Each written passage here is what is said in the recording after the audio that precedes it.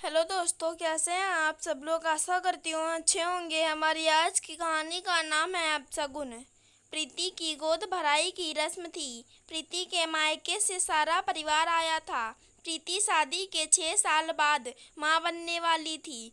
आज उसकी गोद भराई की रस्म बहुत धूमधाम से मनाई जा रही थी। घर में सासू माँ ने पूजा रखवाई थी। सब रिश्तेदार और पड़ोसी आए थे।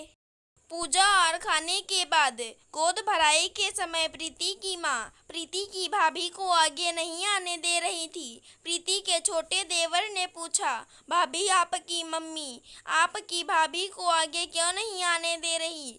उन्हें भी तो रस्म करनी है। तो प्रीति बोली, मेरे भैया गुजर चुके हैं ना, मेरी भाभी विधवा है ना, इसलिए माँ उन्हें आगे नहीं आने दे रही। शुभ कार्य में उनका आना अच्छा नहीं है, ये माँ की सोच है। अगर उन्होंने शगुन किया तो मेरा और मेरे होने वाले बच्चे का बुरा हो सकता है।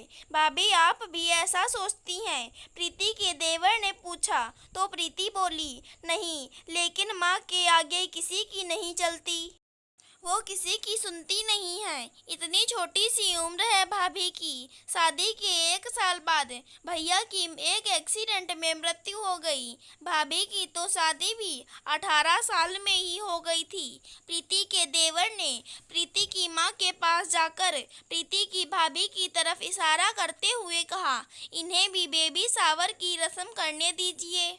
तो प्रीति की माँ बोली, नहीं, ये शुभ कार्य नहीं कर सकती, अपशगुन हो सकता है। तो प्रीति का देवर बोला, माफ करना आंटी जी, फिर तो आप भी पीछे ही रहिए। प्रीति के भाभी के पापा भी तो नहीं हैं, तो फिर आप ये शुभ कार्य कैसे कर सकती हैं? आप भी पीछे रहिए, कहीं अपशगुन ना हो जाए।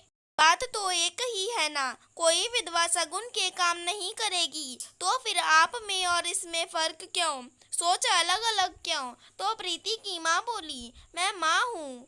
तो प्रीति का देवर बोला, वो भाभी माँ है, हम भी तो प्रीति भाभी को माँ समान समझते हैं, तो आपके घर में इतना फर्क क्यों? आज से ये मेरी बहन है। अगर मेरी बहन को आपके घर में कोई तकलीफ या दिक्कत हुई तो याद रखिएगा, आपकी बेटी मेरी भाभी भी है और इनके भविष्य का आपने आज तक नहीं सोचा, वो भी मैं सोचूंगा और इनकी शादी करवा कर रहूंगा। मैं जानता हूँ इनके मायके में कोई नहीं है, लेकिन आज से ये इनका मायका है। ये आज से हमारी बहन है, हमारी जिम्मेदारी है।